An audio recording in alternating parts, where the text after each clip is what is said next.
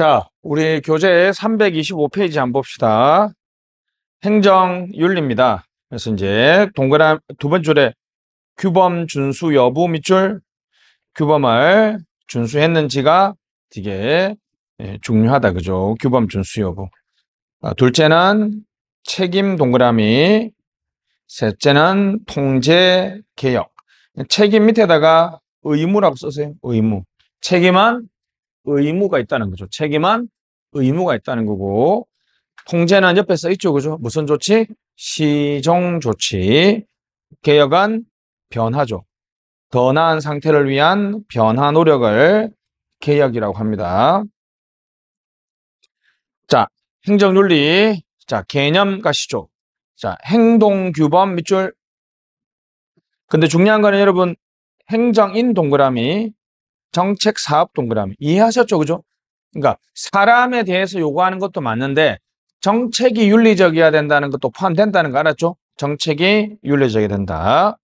뭐 나머지 3번 가치성, 규범, 당위, 내면, 내재, 주관 뭐 느낌 있죠? 그죠? 뭐 단어만 알면 알겠죠? 그죠? 시대에 따라서 바뀌었고 주관적이고 상대적이다. 강조 배경은 행정국가화 밑줄.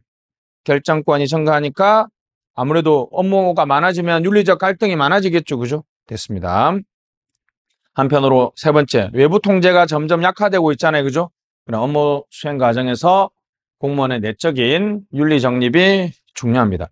소극적 의미 밑줄, 하지 말아야 할 밑줄, 적극적 의미 밑줄, 해야 할. 요거 바꿔서 놓습니다. 소극 의미는 해야 할 것이 아니라 하지 말아야 할 것이다. 됐습니다. 어떤 행동이 윤리적이라고 여러분 판단하는 기준은 고등학교 때도 배웠죠. 결과주의 밑줄. 상대주의죠. 쉽게 말하면 결과만 좋다면 윤리적이라는 게 무슨 주의?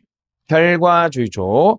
결과가 상대적으로 바뀌겠죠. 그죠? 그래서 결과를 중시한다 밑줄. 결과를 중시한다. 그러니까 내면 옆에 이제 뭐 동기와 의도는 상대적으로 무시한다는 거죠. 그죠? 동기와 의도는 무시한다. 의무론, 절대주의입니다. 절대 기준을 준수해야지 윤리적이라고 보는 거죠. 이거는 동기와 의도를 중시한다는 거죠. 그죠? 동기와 의도를 중시한다. 행정윤리는 결과주의와 의무론이 균형이 있어야 된다. 그죠? 균형이 있어야 된다. 여러분들 이게 우리나라는 기본적으로 결과주의죠. 자, 여러분 자, 한번 봅시다. 결국은 어제 이제 강릉에 비가 엄청 많이 와서 좀 해결됐는데 만약에 강릉에 지금 가뭄이 계속되면 그게 공무원 책임이에요. 근데 결과적으로 지금 가뭄이 되고 있잖아. 그러면 결과주의에 하면 공무원들의 책임을 물어야 된다는 거죠. 근데 공무원들이 가뭄을 동기나 의도한 건 아니잖아요. 그죠? 그러니까 어떤 기준에 보느냐에 따라서 우리가 윤리적이다, 윤리적이 않다라는 기준이, 내용이 달라진다는 거죠. 그죠? 행정은 기본적으로 무슨 주의? 결과주의를 따릅니다. 알았죠? 그리고 우리가 알다시피 어떻습니까? 뭐 예를 들면 여러분 태풍 방지 대책을, 산불 방지 대책을 밤새도록 열심히 공무원이 했어요. 근데 너무 태풍이 강력한 게 와서 피해가 엄청 심하면 공무원 처벌해요, 안 해요? 처벌하지. 근데 동기나 의도는 좀 참작 사유로 봐주기도 하죠. 그러니까 결과주의를 기본으로 하면서 의무론을 보완하기도 합니다. 90년대 이후 밑줄. 국정 운영의 중심이 된 것은 공공부문의 개혁, 신공공관리의 타율적 수동적 개혁 밑줄, 공공부문의 자율성, 윤리 문제를 강조하게 됩니다.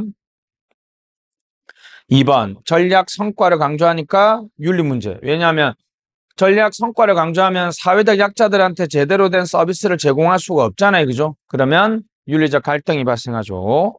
민간 기법의 도입은 행정의 공공성과 윤리성을 저하시키죠. 자, 결정론 지향적 환경, 산출 성과를 강조하면 공익의 자율성이 저하된다. 공직에 대한 부패. 뭐 우리 맨 마지막에 우리나라에서 문제되죠. 정치적 후원이라는 게 뭡니까? 스폰 검사 같이 이렇게 어떤 특정 집단이나 계층에 후원을 받으면 뭐가 증가해요? 공직부패가 증가합니다. 자, 행동강령이 있습니다. 행동강령. 의에서 동그라미 2번. 자, 법, 지침서, 다양한 방식 밑줄. 그래서 이걸 됐습니다. 3번. 공무원 행동강령, 부패방지 권익위법 8조 밑줄. 우리나라의 행동강령은 부패방지 권익위법에 있습니다. 알았죠? 우리나라 행동강령은 부패방지 권익위법에 있다는 거 됐습니다. 밑에 보면 이제 예를 들면 윤리강령이 있고요. 행동강령이 있습니다. 어디가 더 넓은 개념 같아요? 당연히 윤리강령이 훨씬 더 넓은 개념이죠. 그죠? 윤리강령과 행동강령. 자, 우리나라의 행동강령은 부패방지 권익위법에 있다. 다시 뭐라고요? 부패방지 권익위법에 있습니다. 4번 보시죠. 행동강령은 밑줄짝 공무원의 바람직한 행동의 방향 제시 가이드라인 밑줄. 포괄적이고 보편적 내용 밑줄. 포괄적이고 보편적 내용에 대한 규정을 담고 있습니다.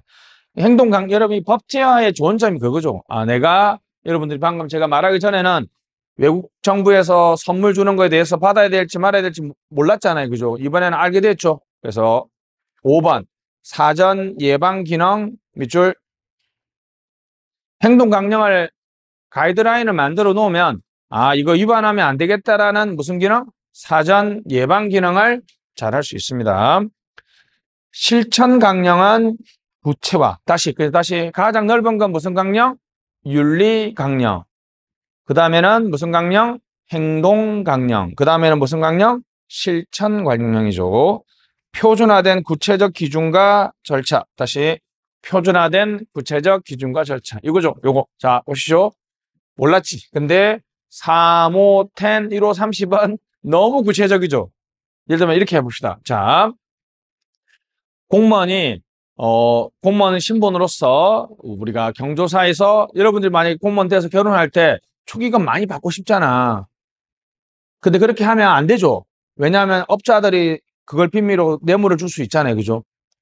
우리가 이런 건 윤리적 측면이면 그래서 행동강령에 또는 우리 청탁금지법에는 이렇게 하지 마라 해놓고 맨 마지막에 시행령에는 얼마? 3, 이거는 이제 이게 보면 별표에 있거든. 별표에 가면 얼마? 3만 원, 5만 원, 10만 원, 15만 원, 30만 원. 이거는 무슨 강령? 실천 강령입니다. 넘어가시죠. 행정권의 오남용. 자, 무슨 측면? 소극적 밑줄. 소극적은 해야 될 행동이에요. 하지 말아야 될 행동이에요. 하지 말아야 밑줄. 법으로 다 정할 수 없는 것들이죠. 부정행위는 이거는 명백한 불법이죠. 자, 1번하고 2번을 구분해 줘야 돼요. 부정행위는 명백한 불법인데 비윤리적 행위는 금전을 수수하지 않더라도 밑줄. 금전을 수수 안 했으니까 이거는 부정행위는 아니죠. 위에 보면 부정행위는 공금 횡령은 명백하게 불법이잖아요. 그죠? 근데 밑에 보면 특정 정파에게 호의를 베풀거나 어떤 결정을 내리는 거. 옆에 써보세요. 부자, 감세, 서민, 정세. 다시 뭐라고요? 부자, 감세, 이게 여러분, 어떤 정책을 했는데 의도치 않게 특정 지역에는 혜택이 안 가면 그 지역 입장에서는 이 정부의 활동이 좀 문제가 있어 보이겠죠.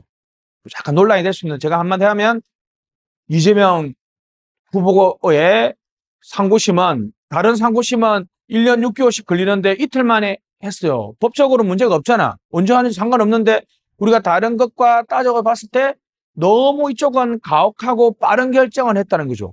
여기는 그렇지 않았다는 거죠. 법으로 문제되지 않아요. 근데 무슨 행동이라고요? 비윤리적. 특정 정파에는 유리하고 특정 정파에는 불리한, 특정 세력이나 계층이나 집단한테는 유리하지만 그렇지 않은 집단한테는 불리한 행동들을 우리가, 이거는 바람직하지 못한 행동이죠. 법으로 문제되는 건 아니잖아. 그러니까 무슨 행동? 비윤리적 행동. 비윤리적 행동. 법규의 경시. 입법 의도의 편향적 해석. 특정 이익의 옹호 밑줄. 특정 이익을 옹호하는 행위 됐습니다. 예를 들면 이런 거죠. 이해관계자와 협의를 하라고 되어 있는데 이해관계자 중에서 친성향, 친정부 성향 이해관계자들만 초대했으면 이거는 뭡니까? 특정 이익을 옹호하는 행태죠. 그죠? 됐습니다. 산림청은 산림의 여러 목적 밑줄. 근데 환경보호와 개발이라는 두 가지 상충되는 이익이 있을 때 산림청은 환경개발업자들의 입장만 들면 이거는 편향적 해석이죠. 그죠? 편향적 해석. 불공정한 인사, 무능, 실체의 은폐, 무사한 일. 딱 봐도 전부 다 공무원이면 해야 될 행동이에요? 하지 말아야 될 행동이야? 하지 말아야 될 행동이죠. 하지 말아야 될 행동입니다. 넘어가시죠. 자, 4번. 윤리규범의 법제와 장점, 신뢰 재고 체크, 객관적 기준 제공, 이게 중요하죠. 윤리적 감수성. 그래서 사전 예방하거나 사후에 대처를 할 수 있는 기능이 있습니다. 이거는 무슨 말인지 아시겠죠? 근데 법제화를 단점이 뭐예요? 통일적 기준의 설정 어려움. 이게 말이 됩니까? 4, 5, 10, 1호, 30. 나는 선물해주고 싶을 때 우리 집에서 직접 재배한, 나는 우리 집이 무등산이라서 무등산 수박 100만 원짜리 해주고 싶잖아. 근데 너무나 획일적으로 1호, 4, 5, 10, 30. 나같이 많이 먹는 사람은 요즘에 그래서 이제 공무원 후배 선배들 결혼식 이제 거의 없지만 가는 게 엄청 부담스러워요. 호텔에서 결혼식 하면 일단 호텔에 스테이크 놓으면 일단 10만 원 정도 할 거 아니에요. 내가 얼마 이상 못해 공무원이면 5만 원밖에 못 하잖아. 근데 내가 10만 원짜리 먹기 좀 그러니까 음식을 또 얼마만큼 먹을 수 있어요. 3만 원만 너무 현실과 동떨어져 있지 사실. 나는 뭐 공무원도 아니지만 가끔씩 생각해 보면 야 이게 너무 법제화가 좋긴 한데 물론 얼마 해야 될지 모를 때 4, 5, 10 딱 생각하면 기준은 제공해 줘서 좋긴 한데 뭐 하긴 하죠. 그죠? 프라이버시 침해. 맞죠? 너무 형식화됩니다. 맞죠? 이게 법에 있는 것만 딱 준수하면 내가 윤리적 업무는 다 했다라는 식의 나쁜 생각을 할 수도 있죠. 그죠? 그렇습니다. OECD 국가들에서는 행동 강령. 자, 우리나라 행동 강령은 법률의 형식. 우리는 행동 강령은 옆에다 권익위법 쓰시고 위에 있죠. 권익위법. 권익위법에 근거하고 있습니다. 공무원 행동 강령은 권익위법에 근거하고 있다는 거죠. 밑에 나와 있네. 그죠? 한국의 행동 강령. 이건 밑에다 대통령령이라 쓰세요. 대통령령이거든요. 대통령령은 부패방지 권익위법. 이게 이제 부패방지 및 국민권익위 설치 운영에 관한 법률인데 약칭 부패방지 권익위법입니다. 알았죠? 부패방지 권익위법 8조. 8조까지는 안 나왔어요. 자, 우리나라 행동강령은 무슨 법에 근거한다? 부패방지 권익위법. 시험에 2번 나왔습니다. 부패방지 권익위법. 자, 여러분 다시 아까 제가 법률에 개미지옥에 빠질 거라고 얘기했는데 벌써부터 느낌이 쎄하죠. 자, 다시 어떤 법에 있느냐? 그 법의 내용이 뭐냐? 이게 시험에 엄청 많이 나온다 그랬죠. 그죠? 행동강령은 무슨 법에 근거한다?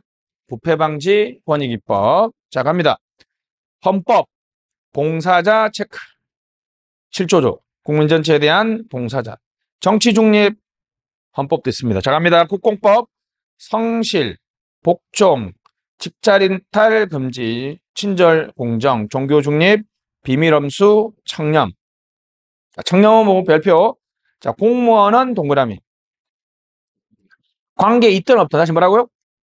그러니까 내 상관이든 아니든 상관없이 자, 상관에게는 정여하거나 소속 공무원으로부터 정여받아서는 안 돼요. 왜 정여를 금지하고 있습니까? 승진을 대가로 뇌물을 준다고 볼 수 있죠. 다시. 상관한테는 뭐 하면 안 돼요? 정여하면 안 되고 모든 공무원이니까 상관한테도 정여받으면 안 되고 부하한테도 받아도 안 되고 동료한테 받아도 안 되죠. 그리고 여러분 직속 상관을 의미하는 게 아니야. 직무상 관계가 있든 없든이니까 내가 여러분들이 구청에서 일하는데 본청에 아니면 중앙정부에 내가 한 번도 일면식 없는 사람이 갑자기 야, 너 우리 할아버지가 숨겨놓은 손자여서 야, 우리가 인마 8촌이야 이러면서 어떻게 10억을 준다. 아주 감사하지. 그지? 받고 싶지? 근데 그분이 공무원이면 받으면 돼, 안 돼요? 이거는 방금은 전혀 받으면 안 되지. 왜? 어떤 공무원한테도 전혀 받아서는 안 됩니다. 정리하는 거는 누구한테? 상관, 직속 상관이 아니라 모든 나보다 계급이 높은 직무와 관련이 있든 없든이니까, 그죠? 모든 상관한테는 뭐 하면 안 돼요? 증여하면 안 되고, 어떤 공무원한테도 뭐 받으면 안 돼요? 증여 받으면 안 됩니다. 자, 외국 정부 동그라미, 영의 동그라미, 훈장이라고 쓰세요. 훈장. 영에는 뭐다? 훈장. 훈장 옆에다가 CF 해놓고 선물 쓰시고 공직자윤리법 선물 신고 외국 정부 정확하게는 외국 정부로부터 받은 둘 다 무슨 정부예요? 외국 정부죠. 외국 정부로부터 훈장 받으면 대통령의 허가. 우와, 무슨 허가? 대통령의 허가. 알았죠? 됐습니다. 지방공무원법에도 똑같은 규정이 있어요. 됐습니다. 품위유지. 보통 이제 품위유지 위반으로 가장 많이 걸리는 게 뭐예요? 내가 하면 로맨스, 남이 하면 불륜이라고 얘기하는 공무원들이 불륜을 저질렀다. 이거 여러분 어떻게 생각해요, 여러분? 이거 공무원들의 불륜을 저지르는 건 하지 말아야 되는 행동 맞아? 해야 될 행동도 아니지만 내 말은 공직윤리는 공무원이 직무 수행과 관련된 거거든요. 근데 이게 불륜을 저지르는 거는 개인의 사적인 영역이잖아. 내가 그래서 불륜을 저지르는 건 아니야. 옹호하는 건 아닌데 우리나라에서는 그 불륜을 저지르는 게 공직 직무 수행에 직간접적인 영향을 줄 수 있다라고 해석을 해가지고 품위유지 위반으로 많이 징계합니다. 그러니까 알아두시고 영리행위 금지, 겸직 금지, 집단행동 금지, 정치활동 금지. 옆에다 정당가입 쓰시고 정당가입 금지. 선서 의무가 있습니다. 13개가 있다, 그죠? 13개. 하나 틀렸네, 그죠? 공무원의 의무는 몇 개? 13개입니다. 하나씩 다 놓을 겁니다. 재산 공직자윤리법 발표. 등록 동그라미. 등록은 4급, 공개는 1급. 자, 시작.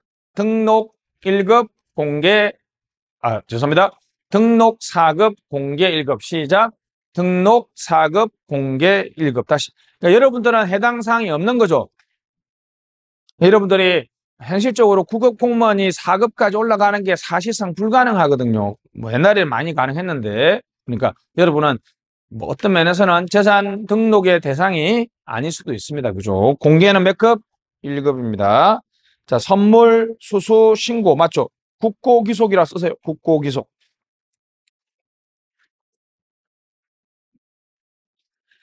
자, 취업 제한. 됐죠? 등록 의무자. 다시 등록 의무자니까 등록 밑에다가 몇 급 이상? 위에 있잖아요. 등사공일. 이렇게 합시다. 다시. 등사공일. 시작. 등사공일. 그러니까 등록 의무자와 같으니까 취업 제한 의무자는 몇 급 이상? 4급 이상이죠. 그러니까 무슨 말이냐? 잡으세요, 여러분. 여러분이 열심히 일해서 4급으로 퇴직하거나 5급으로 퇴직하는 경우가 있잖아요.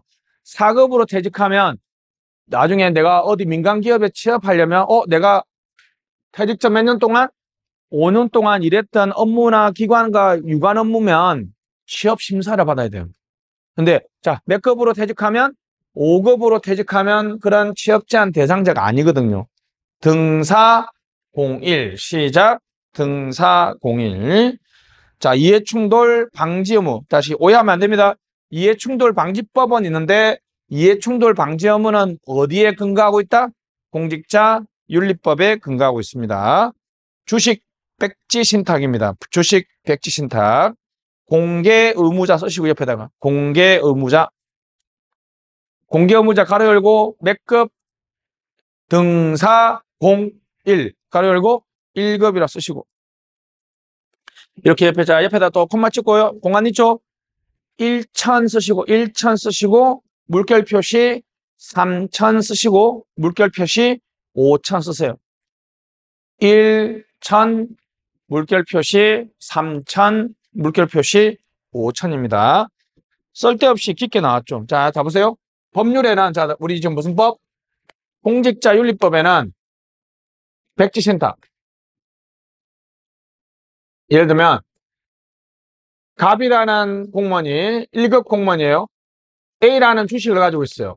근데 요번에 내가 인허가를 결정하는 B라는 사람이 있고 C라는 사람이 있습니다. 근데 우리 그 국민들이나 공익적 관점에서는 C가 타당한데 B로 인허가를 해주면 B의 주식이 오르면 내가 가진 B의 주식이 올라요. 그럼 지금 내가 업무 수행해서 내 사익 관점에서는 B를 선택해야 되지만 공익 관점에서는 뭘 선택해야 돼요? C를 선택해야 되죠. 공익과 사익의 갈등 무슨 충돌? 이해 충돌이죠. 자 보세요. 그럴 때 가장 좋은 거는 뭐겠어요? B라는 이 주식을 팔아버리면 되죠. 그러면 이해 충돌이 없어지잖아요. 그죠? 근데 그런 거 싫은 사람은 자 보세요. 이 주식을 백지신탁위원회에 맡깁니다. 그러면 이 백지신탁위원회가 이 주식을 심사를 해서 이해 충돌이 발생한다 싶으면 이걸 다른 주식으로 바꿔서 이 백지신탁위원회에서 관리를 해줘요. 다른 주식으로 바꾸면 이제 이해 충돌이 없어지죠. 이해하셨죠? 그런 거죠. 근데 이 주식 가격이 자 이렇게 돼 있어요. 이게 너무 깊게 나왔죠. 공직자윤리법에는 이에 백지신탁 대상이 되는 주식이 최소 얼마? 1,000만 원 이상이고 최대 얼마 이상? 5천만 원 이하인 주식인데 대통령령에는 얼마? 3천만 원으로 돼 있어요. 알았죠? 3천만 원도 나왔고 1,000만 원도 나왔고 5천만 원도 나왔습니다. 그래서 1, 3, 5야 알았지? 1, 3, 5입니다. 1, 3, 5 꼼꼼하게 나왔습니다. 그죠? 됐습니다. 자, 그래서 부패방지 권익위법에는 내부 고발자, 공직 내부 밑줄, 내부 신고할 의무가 있습니다. 요즘에는 비실명 대리 신고도 가능해요. 알았죠? 그 옛날에는 무조건 실명으로만 가정했어. 왜 그럴 것 같아요? 공무원들이 내 동료 승진 경쟁자인 동료의 내부 비리를 투서, 익명으로 고발해가지고 상대방을 제거시키는 나쁜 목적으로 많이 사용했기 때문에 무조건 뭘로 한다? 실명으로 했는데 요즘에는 비실명 대리신고도 가능합니다. 알았죠? 옆에다가 공익 제보자 써보세요. 민간인 쓰시고 민간 부분 쓰세요. 부패. 민간인이 민간 부분 부패를 다시 뭐라고요? 민간인이 민간 부분 부패를 신고했을 때는 무슨 제보자인다? 공익 제보자. 이거 답이 나와 있죠, 여러분? 여러분들 이게 나중에 면접에 물어보면 이걸 꼭 이걸 해야 돼요. 여러분들이 면접에 맨날 내부의 비리를 알았을 때 어떻게 할 거냐 이렇게 물어봤을 때 당연히 처음에는 자진 신고를 유도해야 되겠죠. 계속 하다가 안 되면 뭐 해야 돼요, 여러분? 그렇죠. 내부 고발 어디 해요? 검찰, 경찰, 감사원 어디? 여기 있잖아. 부패 방지 권익위법에 왜 규정하고 있겠어요? 이 업무를 누가 담당하니까? 부패 방지 권익위 국민권익위원회에서 담당하거든요. 내부 고발 어디 한다?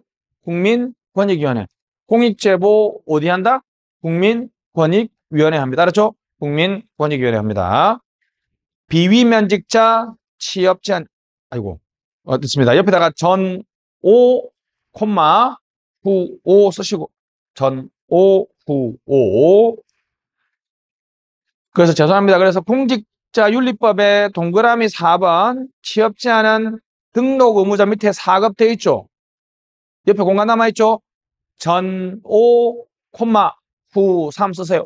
전 5, 후 3 다시 뭐라고요? 전 5, 후 3 요거 지금 요겁니다. 요거 아까 안 하고 넘어갔죠. 공직자윤리법에서 취업 제한은 전 5, 후 3인데 비면직자 취업 제한은 전 5, 구오 됐습니다. 부패방지권익법 아까 동그라미 3번 행동강령은 어디에 근거하고 있다? 부패방지권익법. 요 4번이 재밌습니다. 감사 청구는 부패방지권익법에 권익이 하는 게 아니라 어디에 한다? 감사원. 너무 쉽게 감사 청구니까 누구한테 한다? 감사원에 한다. 다시 뭐라고요? 감사 청구니까 누구한테 한다? 감사원에 합니다. 청탁금지법 부정청탁금지 옆에다가 예외 쓰시고 땡땡 공개적으로 여기 핵심 단어입니다. 다시 뭐로? 공개적으로 뭘 하는 거는 무슨 청탁이 아니다? 부정청탁이 아닙니다. 부정청탁이 아니죠. 자, 8조 금품수수 갑니다. 3, 5, 10, 1호, 30. 다시 뭐라고요? 3, 5, 10, 1호, 30. 3만 원은 뭐? 음식. 아, 죄송합니다. 이게. 정말 죄송합니다. 5입니다. 5. 5, 10입니다. 5, 10. 또 내가 입에 너무 익어가지고 이게 두 문자 암기하면 이게 문제예요. 그죠? 너무 습관적으로. 작년과 재작년에 바뀌었습니다. 그죠? 갑니다. 5, 10. 다시 말하고 5, 10. 나중에 쉬는 시간에 다 바꾸세요. 알았죠? 다시 우리 기존에 두 문자 싹 지우고 다 갑니다. 5, 10, 30. 5, 10, 1호, 30. 시작. 5, 10, 1호, 30. 5, 10, 1호, 30. 5, 10, 1호, 30. 5, 10, 1호, 30. 5, 10, 1호, 30입니다. 행동강령, 국민권익위법 8조 그죠? 공무원 관장 이해충돌 방지법 됐습니다. 이해충돌 방지법 밑에다가 자 직무 관련자 쓰시고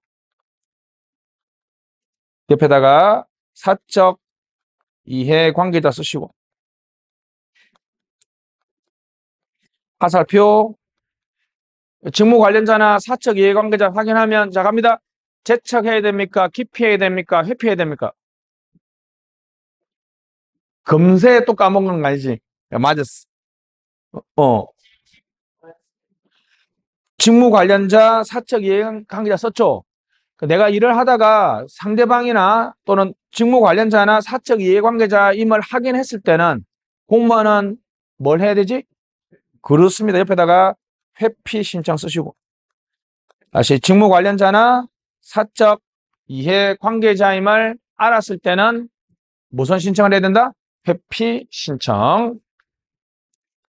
부동산 직접 취급 쓰시고 밑에다가 직접 취급 모든 직원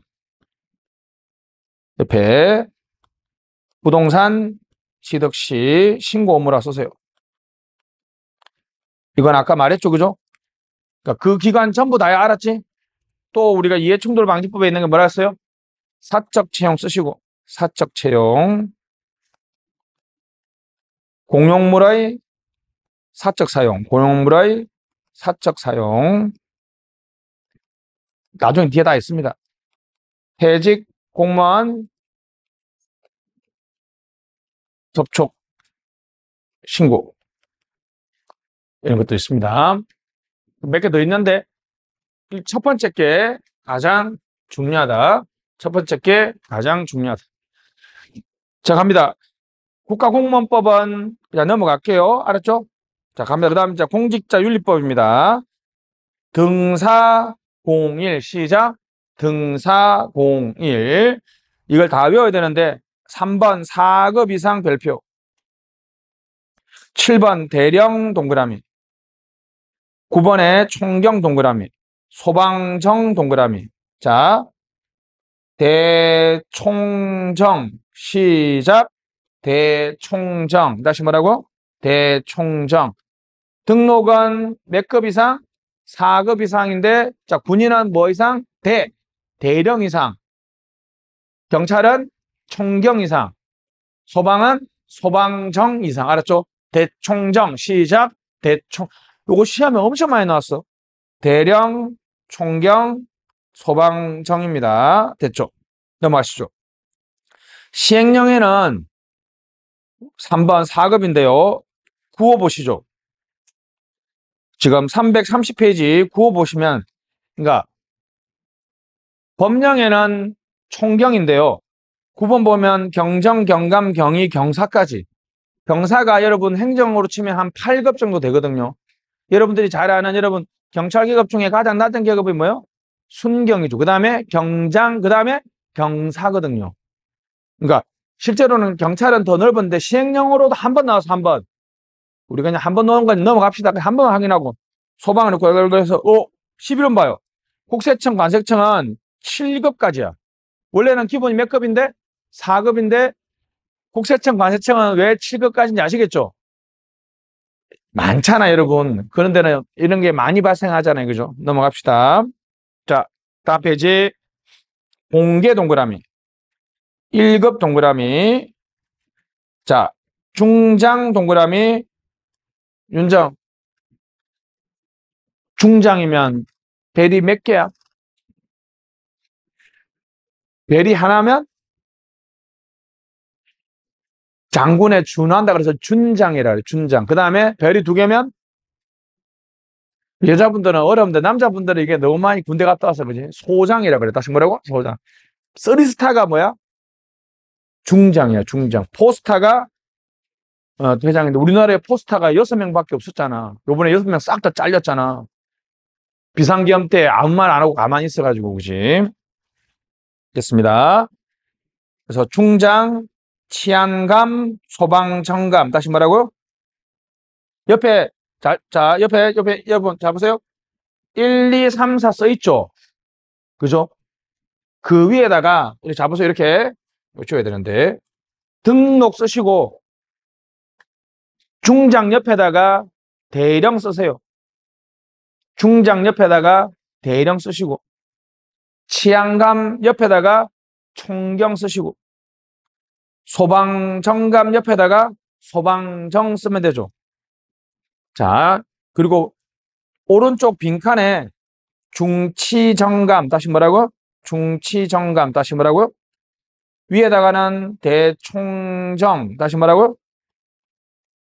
생으로 저는 외웠습니다. 아, 이거 외웠는데 힘들었어요. 제가 볼게요. 자, 대총정 중치정감 시작.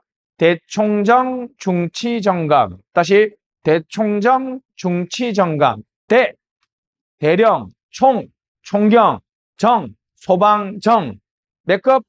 4급이죠. 그죠? 4급이잖아요. 그죠? 중치정감 중장 치안감 정감은 소방정감이죠. 옆에 몇 급? 1급이죠.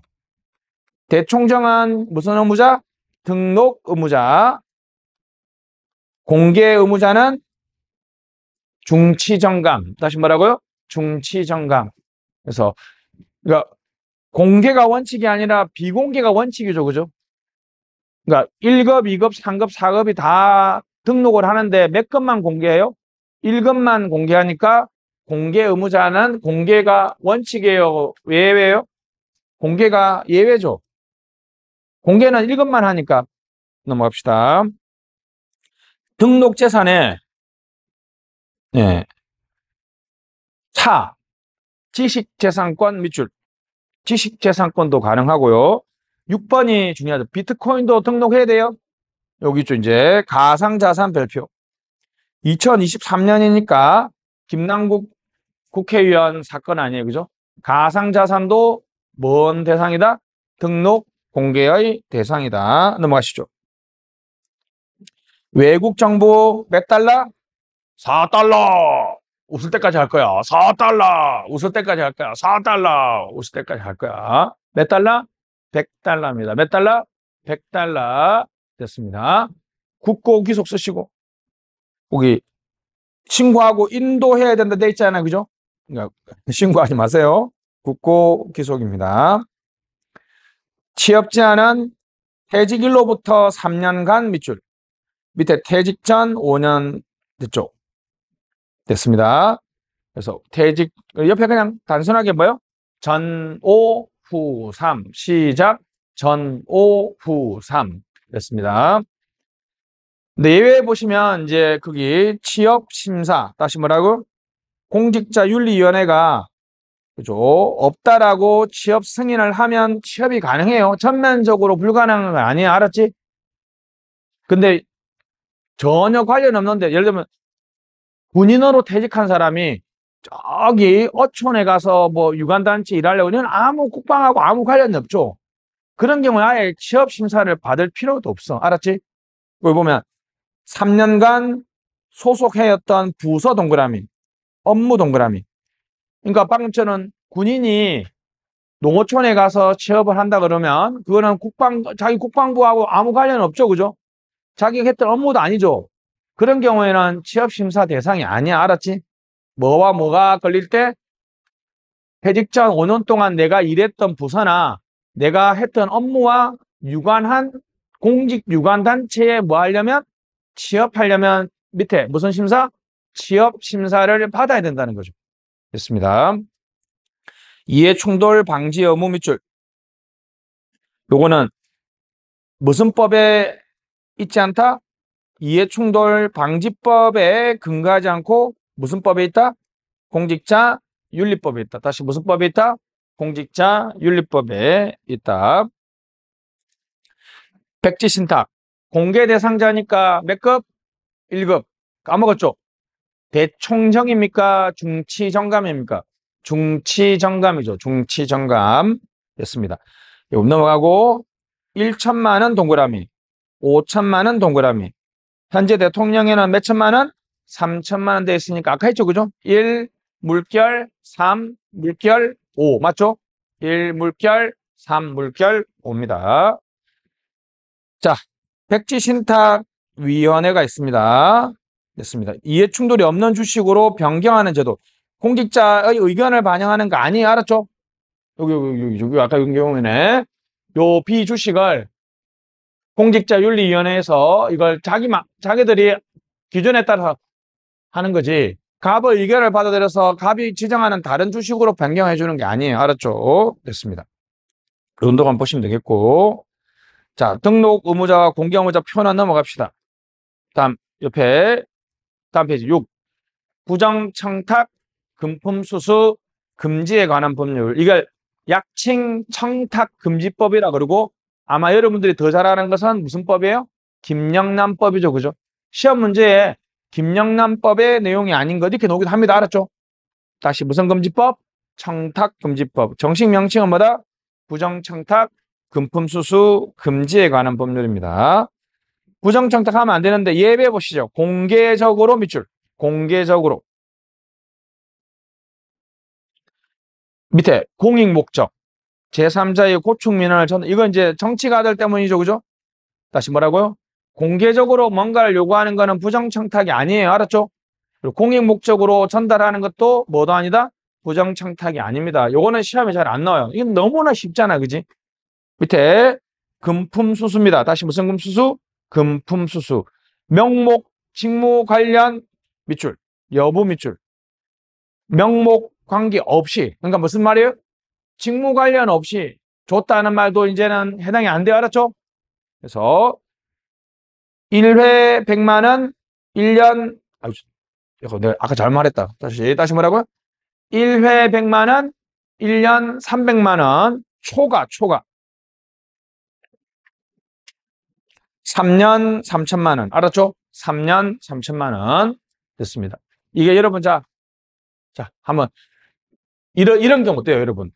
자, 여러분, 내가 민원인이야. 내가 사업하는데, 인허가 신청하려고 왔는데, 해필이면 신청자가 옛날에 나하고 엄청 도움을 많이 줬던, 내가 도움을 많이 받았던, 학폭 가해자가 아닌 사이가 좋아. 서류에도 문제가 없는데, 얘가, 야, 내가, 너 있잖아. 너 엄청 도와줬잖아. 내가 사업 성공해가지고, 너 엄청 수소문했는데, 이제 찾았구나. 내가 가진 거 이것밖에 없다. 내가 그냥 옛날에 대한 내 감사함의 표시다. 좀 받아줘. 이렇게 어떻게 해요? 람보르기니 우르사를 하나. 현우야, 람보르기니 안 좋아하냐? 포르쉐로 바꿀까? 다 좋아해? 너는 람보르기니 뭔지는 알아? 알았어. 야, 내가 그냥 감사한 표시니까, 결혼했냐? 결혼해서 와이프, 참. 요번에 무슨 목걸이? 베르사체 목걸이? 김건희가 받았던? 하여튼 그런 티파니 500만 원짜리 목걸이를 하나 선물해 줬어요. 어때? 옛날 같으면 이런 게 부패로 안 걸려들어. 왜? 직무와 관련하지 않고 내가 그냥 선의로 줬다라고 하면 옛날에는 이게 법의 판결을 받을 때 벗어날 수가 있었거든요. 김영란법의 무서운 점은 직무 관련 여부와 명목과 아무 상관없어. 다시 이제 뭐 직무 관련상 안 따져. 알았지? 뭐 내가 생일 선물을 줬다. 내가 과거에 도움을 받아서 은혜에 대한 감사함 이런 거 명목 안 따져. 무조건 돈 주면 무조건 뭐 한다? 얼마 넘으면 한 번에 100만 원 넘으면 처벌을 하고 1년에 얼마 넘으면 300만 원 넘으면 처벌을 해요. 근데 선생님 그럼 99만 원 받으면 어떻게 합니까? 처벌을 해요. 벌금이 아니라 조금 약하게 처벌한단 말이에요. 기준점은 그러니까 아까 얘기했잖아요. 제가 아까 잘못 말했네, 그죠? 우리나라 이 법을 만드는 사람들 입장에서는 한 50만 원, 30만 원 정도는 봐줄 여지가 좀 있다라는 식으로 해석할 수도 있죠. 처벌이 약하다는 거는 안 하는 건 아니지만 100만 원 이하는 조금 봐줄 여지가 조금 그래도 이렇게 대충 무슨 뜻인지 알겠지? 100만 원 여러분 이하를 받아도 처벌합니다. 근데 약해요. 그건 시험에 안 나와. 알았지? 자, 한 번 얼마? 100만 원, 1년 300만 원. 근데 외우기는 쉬워요. 처벌도 33이지. 33. 3천만 원, 3년. 맞죠? 3천만 원, 3년. 8조 2항을 봐야 돼요. 중요합니다. 직무 관련 하여 별표. 대가성 여부 불문하고 1항이 정한 금액 얼마예요? 100만 원, 300만 원이죠. 이하의 금액을 받으면 안 돼요. 왜 그래요? 왜? 이거는 직무 관련해서는 일체의 돈도 받으면 안 되죠. 위에는 직무 관련 여부와 명목이 무관하니까 약간의 봐줄 여지가 있는데 직무 관련해서는 땡전하니 받으면 안 되죠. 그러니까 1항 이하의 금액을 한 거야. 알았지? 이걸 그냥 바꿔서 해석하면 어떠한 금품도 수수하면 안 된다. 직무 관련해서 대가성 여부와 불문해서 어떠한 금액도 받으면 안 된다. 이렇게 해석할 수도 있죠. 다시 직무 관련 1항 이하 금액. 다시 말하고 직무 관련해서는 1항 이하의 금액도 받으면 안 된다. 됐습니다. 과태료 시험에 안 나옵니다. 자, 금품 수수를 했을 때는 어떻게 된다? 소속 장관에게 동그라미 서면 신고. 다시 소속 장관에게 무슨 신고? 서면 신고. 이게 이런 거 있잖아요, 여러분. 여러분들이 이제 일천하는 도중에 야 친구 반가운 거 사실인데 내가 화장실 급해서 화장실 갔다 오기 이랬는데 애가 안 받을 것 같으니까 슬쩍 화장실 책상 안에 넣어놓거나 또는 슬쩍 뭐 이게 위에 올려놓고 못 볼 수도 있잖아요, 그죠? 그래 가버리면 얘 갔는데 나중에 발견했어. 어떻게? 그렇게 고마운 날에 쓱 넣어야 돼? 이럴 때는 소속 장관한테 무슨 신고? 서면으로 신고해야 됩니다. 자, 금품 수수 금지. 거기 첫 번째 칸에 음식물 3만 원 나와 있죠. 옆에 칸에 동일인데 지워주시고 동일 지우고 5만 원 쓰세요.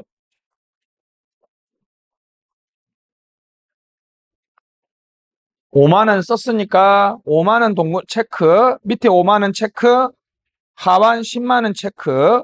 그다음에 농수산물 얼마? 15만 원. 명절 얼마? 30만 원. 그래서 갑니다.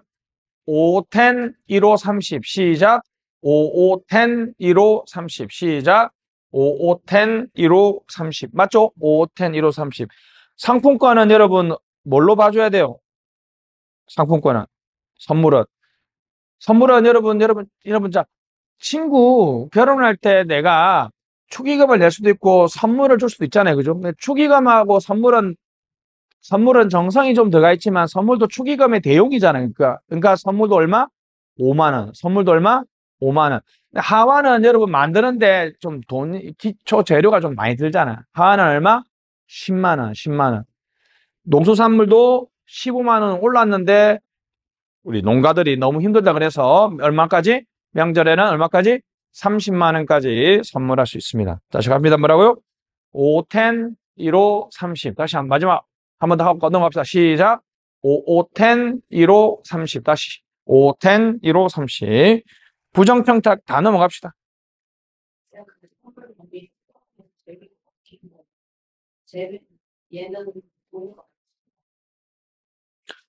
유가정권? 그렇지.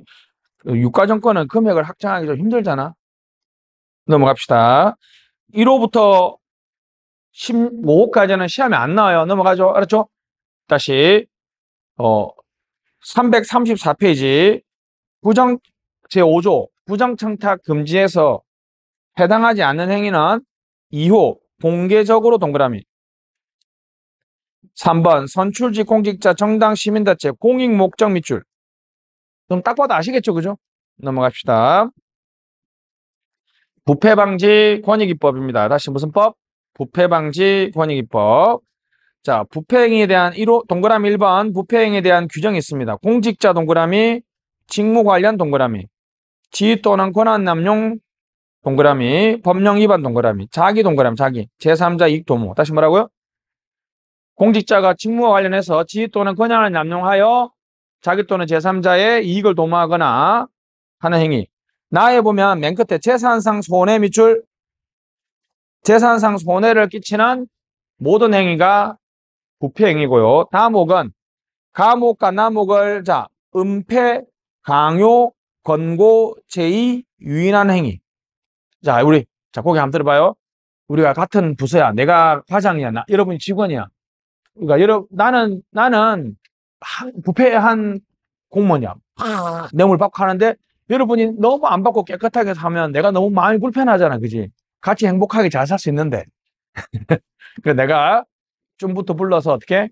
3명을 격파하면 안 되니까 각계 불러서 한 잔 마시자 그래서 그래가지고 이제 막 정신이 몽롱할 때 어떻게? 그 업자를 불러가지고 저는 이제 만나게 인사시켜주고 준이 집에 갔는데 술을 깨고 옷을 딱 벗었는데 온갖 곳에 막 5만 원짜리가 깔려 있어. 그래서 이제 어떻게 했을까? 여러분 다 그렇게 해서 내가 다 했어. 그러니까 그래 이 양 나도 받은 거 열심히 받자. 그래가지고 어떻게 해요? 다 이제 우리가 다 이제 뇌물 부패를 저지르면 우리 모두 행복하잖아. 그래 맞지 그런 거지, 그지? 자 보세요. 자 여기서 여러분은 돈을 받았잖아. 그러니까 여러분은 부패 맞는데 자 보세요. 내가 뭐 했어? 야 업자 소개받아. 그걸 권유하거나 강요하거나 이런 거 나는 내가 돈을 안 받았자 직접 난 다르게 받았지만 나는 부패를 저지른 사람이에요, 아니에요? 원래는 아니었는데 우리나라는 이런 놈이 너무 많아가지고 다목을 넣었어. 다시 뭐라고? 부패를 권유, 제한, 유인, 강요하는 놈도 부패 행위로 처벌받습니다. 넘어갑시다. 자, 신고 의무 바로 실명, 비실명 대리 신고 가능 별표. 이게 우리가 흔히 말하는 무슨 고발자요? 내부 고발자. 내부 고발자. 2번 비위 면직자 취업 제한은 어떻다? 전오 후 3. 다시 뭐라고요? 전오 후 3. 다시 뭐라고요? 전오 후 3. 전 동그라미 5. 후 동그라미 몇 년? 죄송합니다. 전오 후 5. 다시 뭐라고요? 전오 후. 요거는 두 가지 포인트에서 시험이 나옵니다. 알았죠? 비위 면직자는 무슨 법? 부패방지 권익위법. 전오 후다. 나머지 A, B, D는 시험에 안 나오니까 그냥 넘어가요. 알았죠? 자, 공무원 행동강령은 무슨 법에 근거한다? 부패방지 권익위법에 근거합니다. 부패방지 권익위법에 근거하죠. 공직자 윤리 헌장은 2016 공무원 헌장 별표. 공무원 헌장. 2020년까지 시험에 엄청 많이 나왔는데 요즘에 안 나옵니다. 자, 공익 체크, 투명 체크, 공정 체크, 창의성 체크, 전문성, 적극적 밑줄, 다양성 밑줄, 민주행정 밑줄, 청렴 동그라미, 건전한 상식 밑줄. 이런 것들이 공무원 헌장에 규정되어 있습니다. 특이하게 뭐가 규정되어 없어요? 능률적이다라는 것이 규정이 없죠. 그죠? 그 다음에 형평하다는 단어는 없죠. 능률적이다, 형평하다 이런 것들은 없다는 거죠. 이해충돌입니다. 실질적 이해충돌 밑줄, 현재 발생 밑줄. 외견상 이해충돌은 예를 들어 공무원의 사적 이익이 부적절하게 공적 의무의 수행 영향 미칠 가능성, 미칠 가능성 밑줄. 아직 현재화되지 않은 상태죠. 잠재적 밑줄, 미래의 밑줄. 실질적은 현재 발생하고 있는 거고 잠재적은 발생할 가능성이 있는 거고 외견상은 겉으로는 그렇게 보이는 거죠. 아직 발생하지 않은 거고 잠재적인 것은 미래에 발생할 가능성을 말합니다. 자, 이해충돌방지법 됐죠? 국회, 법원, 헌재, 선관위, 감사원 다 되고요. 지방자치단체 체크, 교육행정기관 체크, 공직유관단체 체크, 공공기관 체크.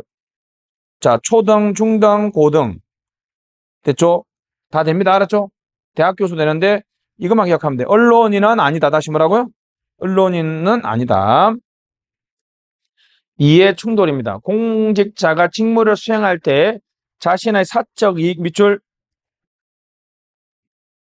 공정, 청렴, 직무수행, 저해. 이해했죠?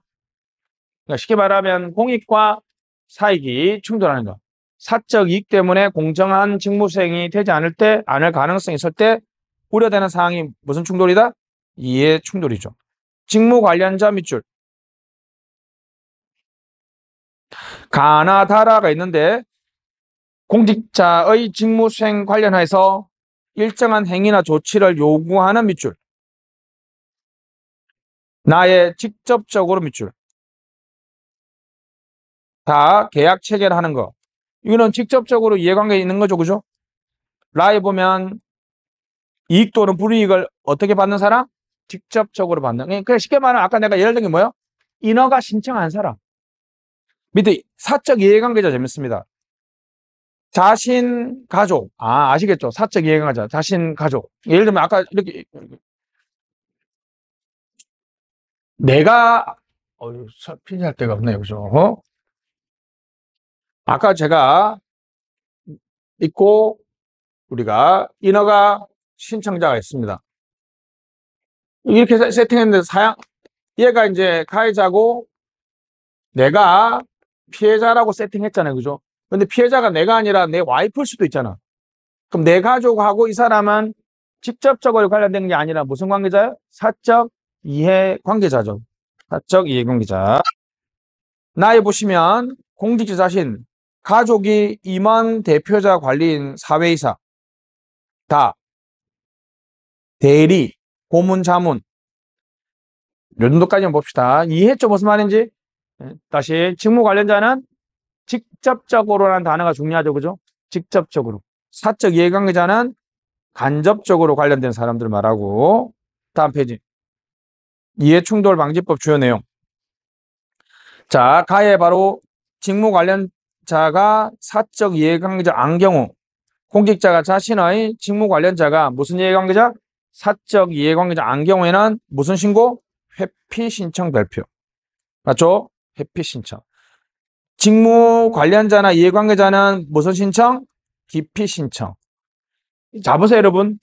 이게 여러분, 얘들은, 여러분, 자, 얘들은 도움을 준 사람은, 옛날에 내가 얘한테 도움을 많이 줬으면 내가 굳이 무슨 신청을 할 필요가 없어요.